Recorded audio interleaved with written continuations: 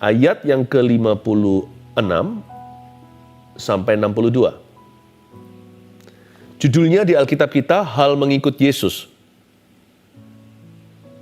Saya tahu hari ini Tuhan rindu kita buat komitmen pribadi dengan Tuhan untuk mengikut Tuhan sampai selama-lamanya.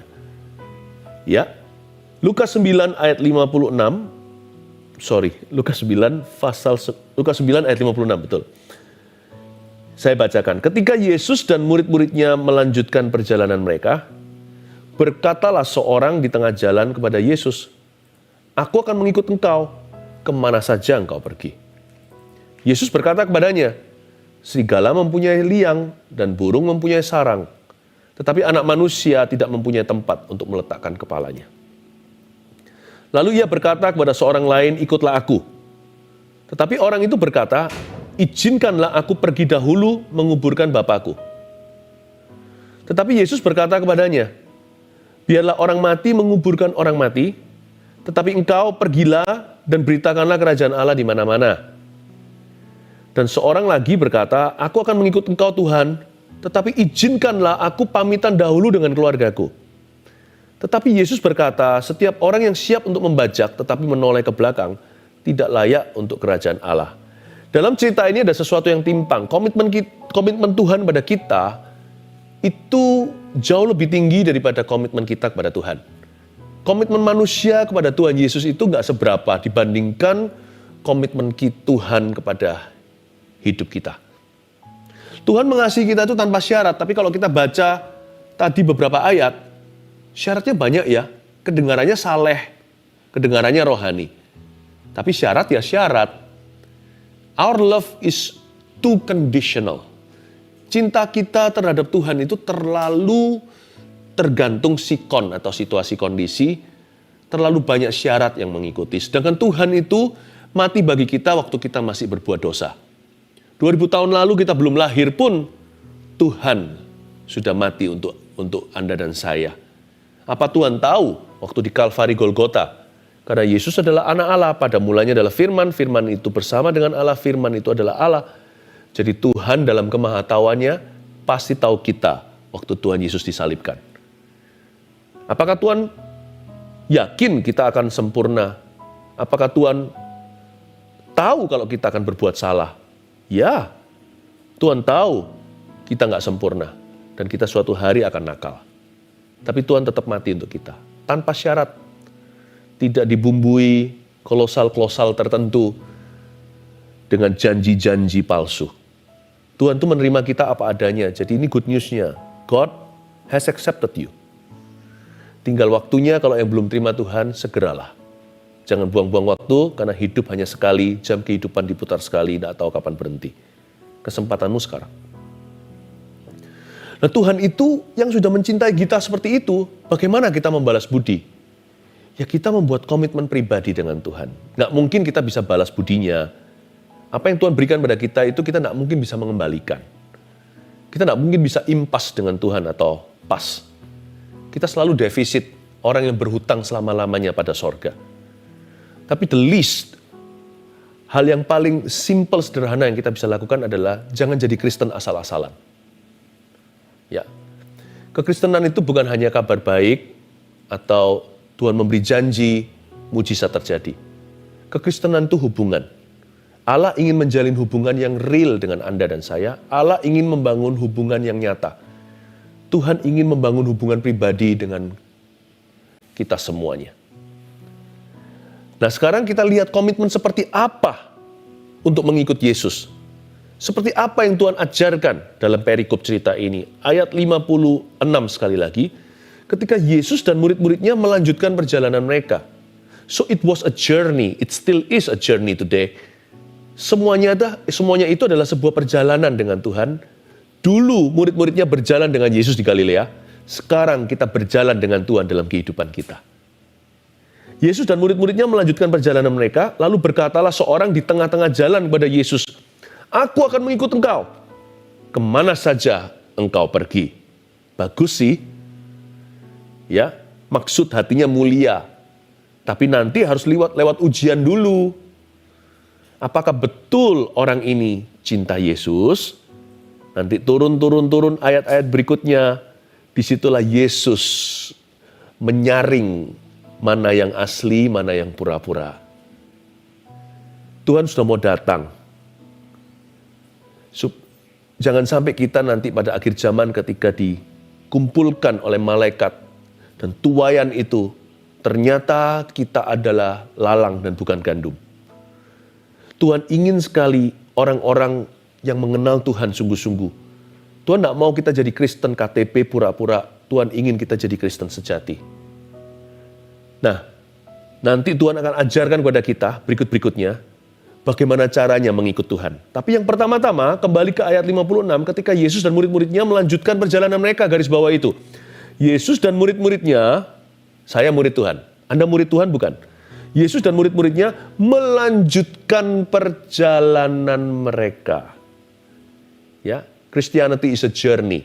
Mengikut Yesus itu begini. 1, komitmen mengiring sepanjang masa dan kemana saja.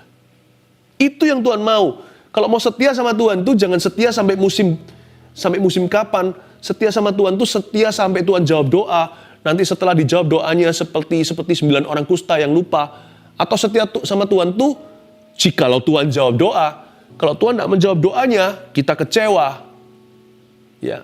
Makanya ada kitab Ayub di Alkitab kita untuk mengajarkan kalau ikut Tuhan itu selama-lamanya. Sepanjang masa. Dibawa kemana saja. Bukan geografis, letak bumi di dunia. Tetapi dibawa kemana saja dalam hidup ini. Musim silih berganti. Problema pergi, problema datang kembali. Kadang happy, kadang sedih. Ikut Yesus itu loyal sampai mati. Makanya di Wahyu dikatakan berbahagialah mereka yang setia sampai pada akhirnya. Kalau Tuhan cinta kita tanpa syarat, kita harus belajar mengasihi Tuhan tanpa syarat pula. Kasihlah Tuhan Allahmu dengan segenap hatimu, akal budimu, pikiranmu. Itu bukan berarti kita disuruh mengasihi secara sempurna, tapi disuruh totalitas kalau mencintai Tuhan. Mengasihi Tuhan itu harus sungguh-sungguh. Bukan karena perintah, tapi karena Tuhan mengasihi kita lebih dulu. Nah, kalau Tuhan sudah mengasihi kita dengan cara begitu, Dia sudah mati waktu kita masih berdosa. Paling tidak kita bisa belajar mengasihi Tuhan tanpa syarat. Itu paling happy. Terima mujizat itu biasa. Karena bagi Tuhan punya segala kuasa. Diberkati Tuhan itu luar biasa, tapi biasa. Karena setelah kita diberkati, nanti problema akan datang kembali. Ya berkat akan kembali datang lagi juga, bertubi-tubi. Tetapi bukan menerima sesuatu itu yang membuat seseorang happy. Karena orang cenderung jadi biasa dengan apa yang dia terima. Tapi yang membuat sungguh-sungguh kita bahagia itu, dan di dalam batin kita merasa puas. Puasnya itu puas sorgawi. Sukacita damai sejahtera. Kalau kita itu punya komitmen mengiring Yesus sampai kapanpun. Kalau hati kita bulat ikut Tuhan, itu happy-nya gak keruan. Ada sesuatu yang gak goyah di dalam sini, yang tidak bisa pergi. Ketika Yesus dan murid-muridnya melanjutkan perjalanan mereka berjalan bersama. Saya selalu ngomong gini sama Tuhan Yesus dalam doa saya. Apapun terjadi di hidupku ya Tuhan, please jangan tinggalkan Philip. Jangan tinggalkan aku. Jangan jauh. Ku tak mau berpisah lagi bersamamu selama-lamanya. Pokoknya yang penting aku bersama Yesus. Yesus bersama denganku. Sudah cukup bagiku. Segala sesuatu bisa kuhadapi. Asal aku bersama Tuhan. Miliki iman yang demikian. Komitmen mengiring Yesus. Sampai kapanpun. Sepanjang masa dan kemana saja. Nah, mulailah masuk saringan-saringan di ayat 57. Ya. 57 Yesus berkata kepadanya. Serigala mempunyai, ayat 58. Yesus berkata kepadanya, serigala mempunyai liang dan burung mempunyai sarang. Tetapi anak manusia tidak mempunyai tempat untuk meletakkan kepalanya. Serigala mempunyai liang. Burung mempunyai sarang. Kita bicara soal serigala dulu. Serigala ini kan biasanya digambarkan hewan jahat, tapi Yesus jadikan perumpamaan baik. Yesus bilang gini, kalau mau ikut aku ya, komitmennya begini, belajar seperti serigala. Belajar seperti serigala waktu dia menggali liang untuk keluarganya. Yang kedua, catat baik-baik. Komitmen mengikuti Yesus itu wujudnya seperti apa? Komitmen menggali dalam-dalam. Itu komitmen ikut Tuhan. Harus mau mendalami. Tidak boleh kita puas di permukaan. Ikut Tuhan pokoknya hanya berkatnya, atau ikut Tuhan itu yang penting dapat firman dikit-dikit saja, asal kena, gampang. Pokoknya yang penting saya dilayani. Ikut Tuhan itu harus lebih dalam lagi. Lebih dalam lagi. Ku rindu kau Tuhan, lebih dari segala yang ada. Lebih dalam lagi. Ku cinta kau Yesus, ku mengasihimu. Berani menggali lebih dalam. Dalam lagi. Nah, kita menggali dalam itu maksudnya itu kita mau mengenal Tuhan lebih. Lewat segala musim kehidupan. Kalau kita hidupnya enak itu gampang memuji. Tapi ketika di masa susah, pujian menjadi korban. Apa yang lebih indah dari memuji Tuhan? Yaitu mempersembahkan korban pujian. Apa bedanya? Memuji Tuhan itu dengan mulut kita berkata, praise the Lord, haleluya. Tapi korban pujian itu adalah ketika seluruh tubuh kita, pikiran, lidah kita pun kaku, tidak bisa keluar kata, terima kasih Yesus. Tapi kita tahu Tuhan baik, hanya saja kita belum mengerti apa yang kita alami. Mungkin kita belum melihat jawaban doa, gak fair sama Tuhan, yang kita hitung hanyalah tantangan. Tapi kita lupa semua berkat yang Tuhan berikan dengan cuma-cuma. Belum lagi terutama penebusan. Ngomong yang simpelnya aja, udara. Kita punya air bersih. Nggak perlu mikir lagi. Keluarga masih komplit. Ya, yang kehilangan family-nya pun masih bisa bersyukur kok. Orang kalau dalam happy season atau musim yang bahagia, gampang memuji Tuhan. Tinggal dengar musik, ikuti lagu. Tapi pada waktu masa susah, kita harus menggali dalam-dalam. Kita harus merasakan sakitnya memuji. Di mana pujian menjadi korban. Seperti hewan di perjanjian lama harus disembelih, harus mati. Seperti diiris-iris daging ini. Rasanya berkata haleluya itu susah 70 kali 7 kali. Kalau mau ikut Yesus itu harus berani menggali dalam-dalam. Kalau di permukaan ini iman kita sudah nggak tahan. Masuk ke level lebih dalam berikutnya. Masuk lagi ke dalam berikutnya. Pakai segala sesuatu yang Anda alami untuk memuji. Gunakan setiap tantangan yang Anda hadapi sebagai kesempatan untuk mengenal Tuhan. Manfaatkan setiap tes atau ujian hidup ini sebagai sebuah batu loncatan atau batu lompatan untuk semakin memahami rencananya yang kita tidak kenal, yang kita tidak tahu, atau yang sekarang kita tidak mengerti.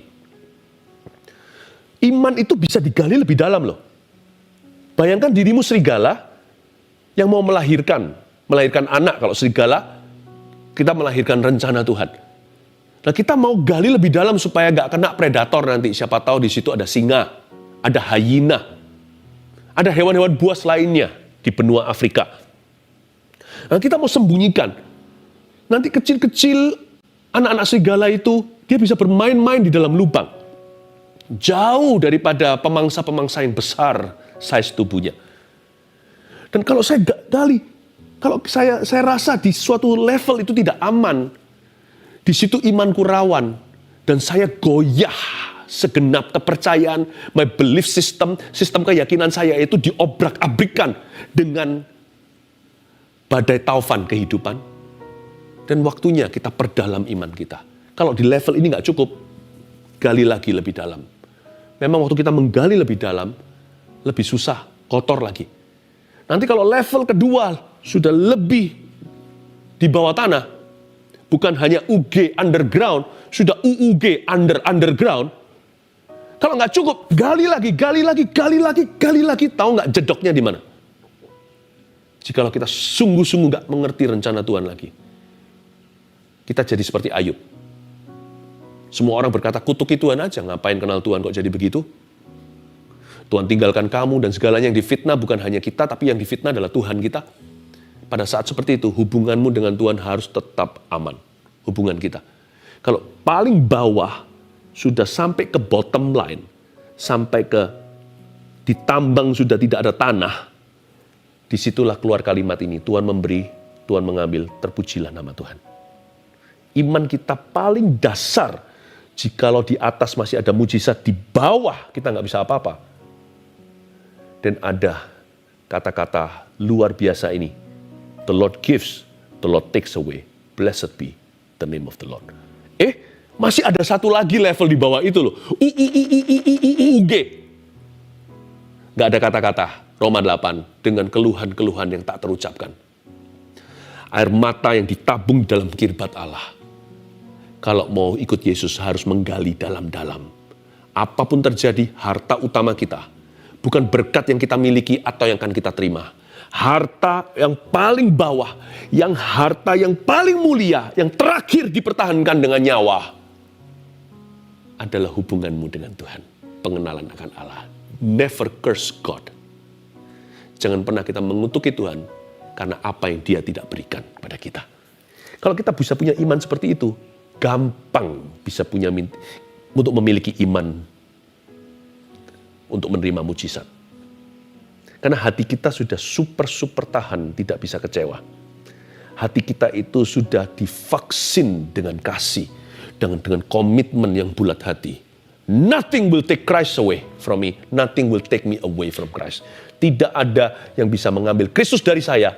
Tidak ada satu orang pun yang bisa mengambil saya dari Kristus. Itulah KOMITMEN.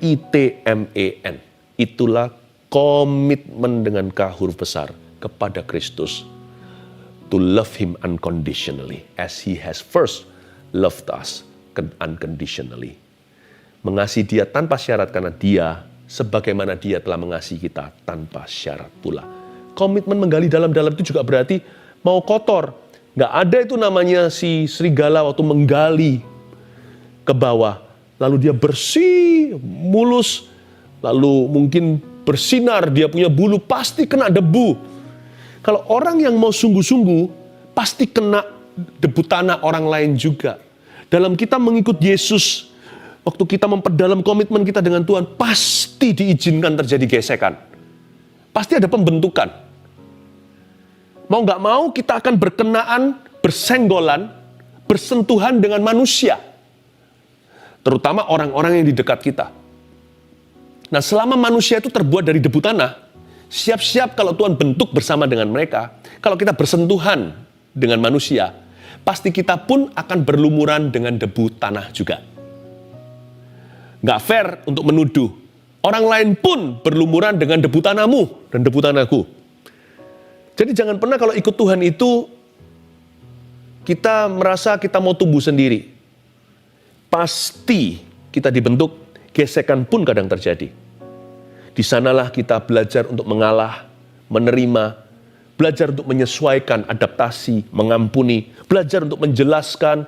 Ada repotnya gitu, mau gali lubang itu pasti ada repotnya. Siap-siap direpotin dan harus mau direpotkan. Direpotkan oleh manusia, nggak boleh hidup egois sendiri. Komitmen ikut Yesus itu bukan hanya sepanjang masa, kemana saja. Tapi komitmen mengikut Yesus itu juga akan diuji bersama dengan sesama manusia. Jadi harus mau juga menanggung beban orang lain, mau terlibat dalam kehidupan lain, hidupan orang lain. Bukan berarti orang yang kepo ya. Tapi ketika kita diminta tolong, diminta bantuan, atau seseorang sedang membutuhkan, kita harus bersedia. Dan kita pun harus belajar membuka diri kepada orang lain juga yang Tuhan utus di dalam kehidupan kita. Karena Tuhan memanggil manusia menjadi makhluk sosial, dan Tuhan memanggil umatnya menjadi tubuh Kristus. Menggali lubang dalam-dalam, menggali dalam-dalam, itu berarti juga mau dikotorin karena orang lain. Jadi jangan mengeluh, jangan tinggalkan orang, jangan tinggalkan Tuhan karena manusia. Jangan sampai kita kecewa sama Tuhan karena orang. Kenapa begini-begini? Justru kalau kita itu mereka punya kotoran, ya, kena lumpur debu tanah sesama, Justru itu membuat kita, it should drive us to be more committed to Christ. Itu harusnya mendorong kita untuk semakin komitmen dengan Kristus, bukan semakin menjauhi Tuhan. Banyak orang itu meninggalkan Tuhan karena orang. Itu kesalahan. Komitmen tidak begitu arah tujuan. Komitmen itu arah anginnya ke Kristus gara-gara manusia. Bukan meninggalkan Kristus karena manusia. Itulah serigala. Itulah serigala yang menggali liang. Jangan tinggalkan Tuhan karena perlakuan orang ya. Jangan pernah. Justru kita butuh Tuhan. Poin ketiga, hanya 3 poin saja. Burung mempunyai sarang. Pernah lihat burung kalau buat sarang? Saya nggak pernah juga karena saya tinggal di kota. Tapi saya tahu, pengetahuan umum juga, burung walet contohnya. Itu kan, sarangnya itu kan mahal dijual. Jadi minuman, jadi makanan. Malah sekarang hari-hari ini, di negara-negara tertentu yang tidak izinkan lagi sirip ikan hiu, gantinya itu sarang burung itu. Sebenarnya itu liur loh. Kalau pikir-pikir lagi menjijikkan kan? Itu liurnya. Dan itu dibikin pelan-pelan oleh induk burung itu. Satu-satu. Jadi yang ketiga tulis dulu. Membangun pelan-pelan. Ikut Yesus harus sabar. Mau tahu nggak? Kalau iman itu siapa? Iman itu saudara kembarnya siapa? Kalau 9 karunia roh di 1 Korintus 12 tersebut, dan 9 buah roh di Galatia 5 ayat 22, dikawinkan 9 dengan 9 dijodohkan. Anda akan temukan, kesabaran ketemu iman. Orang yang beriman justru harus sabar. Ya, orang yang sabar, menanti-nantikan Kristus, bahkan menunggu jawaban doa, tidak gampang kecewa, tidak bisa menyerah. Orang seperti itu justru iman akan melalui dan membangun sesuatu di dalam hatinya. Justru proyek-proyek iman Tuhan berikan dalam jiwa orang yang demikian. Ya. Belajar seperti burung yang bukan menggali, kalau burung mempunyai sarang. Kita harus bangun pelan-pelan. Tapi jangan lupa juga, nggak semua burung dengan liurnya. Yang ini saya pernah waktu dulu saya sekolah di Kanada. Di belakang itu kan hutan, di belakang rumah kami. Waktu itu saya melihat di pegunungan agak sedikit bukit begitu, burung-burung bagus-bagus, warna biru, warna apa. Ya. Dan tiba-tiba saya suatu hari pernah menemukan sarang. Dan sarang itu bukan dari liurnya. Sarang itu dari patahan, ranting-ranting yang jatuh ke tanah, atau sengaja dia pungut dari mana. Jadi dari reruntuhan, dari pecahan, dari brokenness, dia bangun pelan-pelan. Belajar, kalau mau ikut Yesus, komitmen ikut Yesus itu seperti burung mempunyai sarang. Bahkan kalau perlu dari reruntuhan-reruntuhanmu, dari misfortunes atau unfortunate events atau kejadian-kejadian yang tidak enak di dalam kehidupanmu, bangun itu menjadi sebuah iman baru dengan Kristus. Ketika kita semakin dimurnikan, semakin mengenal Tuhan. Pakai your brokenness. Pakai hal-hal yang sifatnya setback dalam kehidupan Anda. Segala sesuatu yang patah hati, justru perdalam komitmen. Justru jangan pergi dari hadiratnya. Ya, kalau kita dikecewakan dan sebagainya, justru harus semakin sungguh-sungguh dengan Tuhan. Semakin jatuh cinta malahan dan berkata, Tuhan, hanya Engkau yang tidak pernah mengecewakan hatiku. Tambah jatuh cinta, Tuhan malah ajari kita untuk mengasihi dengan free, untuk bisa mengampuni. Ya. Pakai segala sesuatu yang sifatnya seolah-olah merugikan hidupmu. Pastikan hal-hal itu kau bangun sarang baru dengan Yesus Kristusmu. Bangun pelan-pelan, mesti sabar. Ya. Karena itu kalau kita doa sekali, lu kok belum terjadi Pastor Philip? Saat teduh kemarin saya didoakan, kok saya belum sembuh? Saya berharap punya keturunan, lu kok belum dapat sampai sekarang? Sudah tes 2 kali nih, tes pregnancy. Stripnya kok belum 2, 1 merah saja alias negatif. Kenapa sampai sekarang saya pekerjaan sudah berusaha, sudah lakukan segala upaya, juga belum dapat terobosan? burung mempunyai sarang. Bangun pelan-pelan. Pelan tidak sama dengan lamban. Pernah lihat orang pelan? Orang pelan itu orang maraton. Tapi coba lari di samping mereka. Di TV kelihatan lamban kan? Coba lari di pinggir mereka. Anda akan ketinggalan. Mereka nggak seperti orang yang ngotot 100 meter sprint. Maraton itu karena 40 kilometer. Ya. Nah, mereka lari seperti itu pelan-pelan. Nggak pelan, apalagi itu yang dari Nigeria, dari mana, dari Afrika, yang kurus-kurus, yang nggak ada fatnya, nggak ada lemaknya sama sekali. Lari kencang. Itu kalau kita di samping mereka akan kerasa hembusan anginnya. Tapi mereka lari pelan-pelan, tapi ketujuan. Pelan-pelan, tapi ketujuan. Pelan-pelan bukan lamban. Oke, Pastor Philip, saya ngerti. Kalau gitu saya mendingan malas berdoa. Lamban-lamban aja. Shira-shira, whatever will be, will be. Gak dapat apa-apa. Yakobus bilang orang yang mendua hati gak dapat sesuatu. Ngototlah, gak apa-apa. Tapi ingat, iman itu maraton seumur hidup. Bukan hanya satu kebaktian, satu event, satu kebutuhan. Kapan saya dapat pengenapan? Iman itu ada gak ada kebutuhan. Iman itu adalah molekul di dalam dirimu untuk berhubungan dengan Tuhan. Bangun itu terus. Terhubung dengan Kristus. Ya, jangan lamban. Bangun pelan-pelan. Sabar, keep knocking. Ketuk sekali, knock, ketuk. Terus. Dan jangan hanya ketuk saja, sembari ketuk. Hidupmu aktiflah untuk membangun sesuatu. Jangan menunggu jawaban doa, tidak berbuat apa-apa. Sambil berdoa, iman tanpa perbuatan dalam hati, tetap kita harus berbuat sesuatu, apa yang baik dan benar setiap hari. Praise the Lord. Lanjutkan beberapa ayat lagi. Tetapi anak manusia, ayat 358 lagi, Yesus berkata kepadanya, serigala mempunyai liang dan burung mempunyai sarang, tapi anak manusia tidak mempunyai tempat untuk meletakkan kepalanya. Artinya, Tuhan Yesus tidak punya tempat untuk meletakkan kepala, berarti ayat berikutnya, Tuhan tunjukkan dengan siapa Tuhan tidak kerasan. Saya sih kepingin Tuhan Yesus, saya bisa ngomong sama Tuhan Yesus, come and make my heart your home, jadikan hatiku ini rumahmu. Aku ingin Tuhan kerasan, jangan meninggalkan aku dan hidupku. Tapi Tuhan berkata, aku tidak punya tempat untuk meletakkan kepalanya, khususnya dengan orang-orang berikutnya. Ayat 59, lalu ia berkata kepada orang-orang lain, seorang yang lain, ikutlah aku, ayo follow me. Tapi orang itu berkata, izinkan aku pergi dahulu menguburkan bapakku. Ini yang saya sebut sebagai fair weather Christians. Orang Kristen cuaca baik, kalau tidak baik atau cuaca buruk, dia Kristennya berkurang. Dia jadi Kristen yang sedikit kurang Kristen. Kalau dia kepepet, terhimpit, terjepit. Saya sebut ini Kristen yang convenient. Kristen yang mau serba nyaman. Di dalam dunia ada dua jalan, lebar dan sempit, mana kau pilih. Tuhan sudah peringatkan, jalan ikut Tuhan itu sempit meskipun penuh mujizat. Meskipun penuh penyertaan dan kejutan-kejutan indah, too good to be true, but it's true.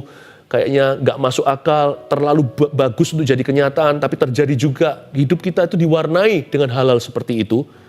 Tetapi size daripada jalan kita ke sorga tidak berubah. Tetap a narrow path, atau tempat yang sangat sempit sekali. Jangan jadi Kristen yang convenient. Komitmen tidak sama dengan convenience. Ayat 60, tapi Yesus berkata kepadanya, biarlah orang mati mengubur orang mati, tapi engkau pergilah dan beritakan kerajaan Allah di mana-mana. Karena orang ini sebenarnya tunggu papinya meninggal dulu, karena dia mau terima warisan.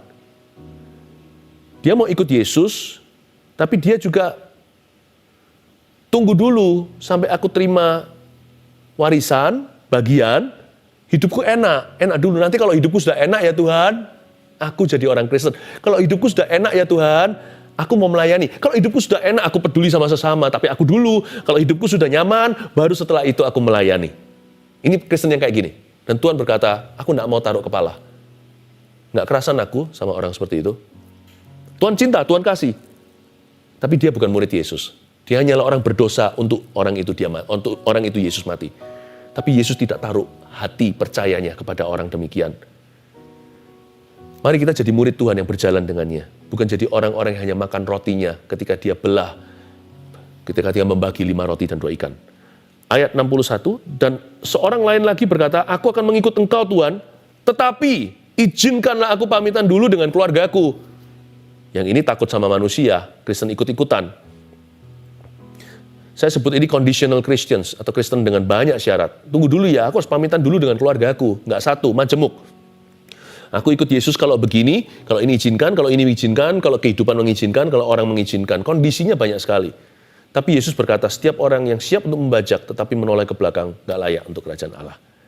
Pada akhir kata, Tuhan ingin kita komitmen agar hidup kita stabil dan dipenuhi dengan damai sejahtera. Ingat 3 hal ini, komitmen mengikuti Yesus, komitmen mengiring sepanjang masa dan kemana saja. 2, komitmen menggali dalam-dalam. 3, komitmen membangun pelan-pelan. Saya berdoa mulai saat teduh ini, kita semua menjadi anak-anak Tuhan yang sejati.